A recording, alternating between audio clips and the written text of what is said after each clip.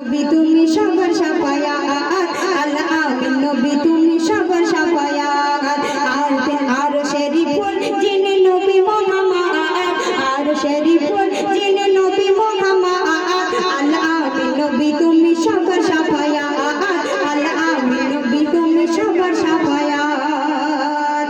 কি সুন্দর কথা শুনবে।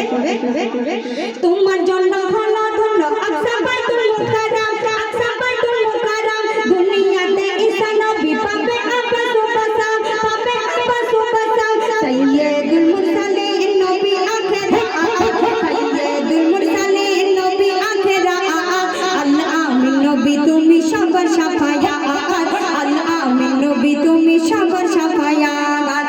আর শরীফুল যিনি নবী মুহাম্মদ আর শরীফুল যিনি নবী মুহাম্মদ আল আমিন নবী তুমি সবার সাফায়াত আল আমিন নবী তুমি সবার সাফায়াত।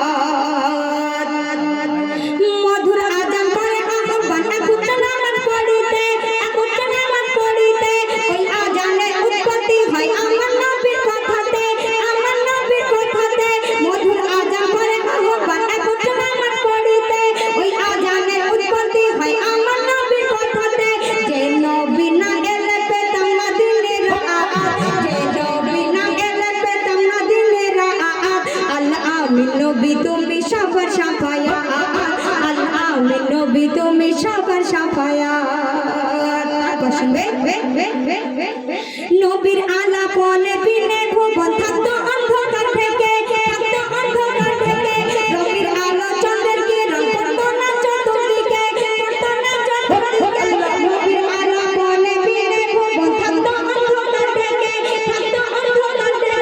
নবীর আলো চন্দ্রের কিরণ পড়তো না চতুর্দিকে আল্লাহ যার আদর করে ডাকে আহমদ আল্লাহ যার আদর করে ডাকে আহমদ আল আমিন নবী তুমি সবার সাফায়াত আল আমিন নবী তুমি সবার সাফায়াত। শুনবে সালাউদ্দিন পেয়ে শুধু লেখে তার কলম কথায় সর্বযুগের মহান নেতা উপমা পাবি কথায় সালাউদ্দিন পেয়ে শুধু লেখে তার কলম কথায় সর্বযুগের মহান নেতা উপমা পাবি কথায়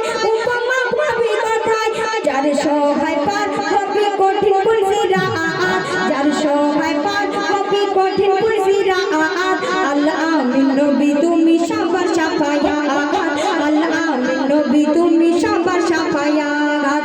আর শরীফুল যিনি নবী মুহাম্মদ আর শরীফুল যিনি নবী মুহাম্মদ আল আমিন নবী তুমি সবার সাফায়াত আল আমিন নবী তুমি সবার সাফায়াত আল আমিন নবী তুমি সবার সাফায়াত। তো শুনে সুবিধা হাফেজ আসসালামু আলাইকুম। আমার জন্য সকলে দোয়া করবেন।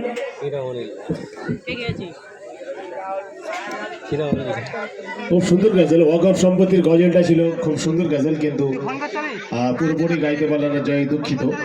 ওয়াকফ সম্পত্তি আমাদের কেন হাতছাড়া হচ্ছে? তো মেন সম্পত্তি আমরা রক্ষা করতে পারছি না, ওয়াকফ সম্পত্তি কেন যাবে না? মেন সম্পত্তি হলো আমাদের নারী বলো পুরুষ বলো, মেন সম্পত্তি হলো আমাদের ঈমান। আমাদের ঈমান দুর্বল হয়ে যাচ্ছে, আমরা ঈমান থেকে সরে যাচ্ছি, তাই আমরা আমাদের সম্পত্তি আমাদের থেকে দূরে চলে যাচ্ছে। এক নম্বর মানুষের সম্পত্তি হলো ঈমান, নারী হোক পুরুষ হোক। আর দু নম্বর সম্পত্তি পুরুষের সম্পত্তি কি? পুরুষের সম্পত্তি হলো চরিত্র। দেখবে অনেক লোকের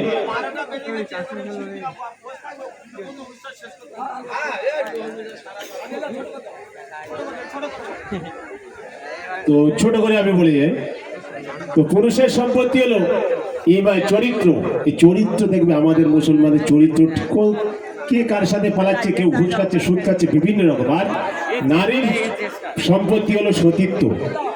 এই নারী কার সাথে চলে যাচ্ছে এদের চরিত্রটাও ঠিক নেই। তাই যাই হোক, আমাদের সময় এখানে শর্ট করে দিলাম। আমাদের পরবর্তী শিল্পী আছে, অনেক ইউটিউব ভাইরাল শিল্পী আমাদের এমডি মাসুম বিল্লাহ, সাবির হোসেন, আর নেহা পারভিন, আরও আছে আমাদের নাসিমা। সুন্দর সুন্দর গজল নিয়ে আপনাদের জন্য আসবে, আপনাদের সম্মুখে তুলে ধরবেন, আপনারা মনোযোগ সহকারে শুনবেন।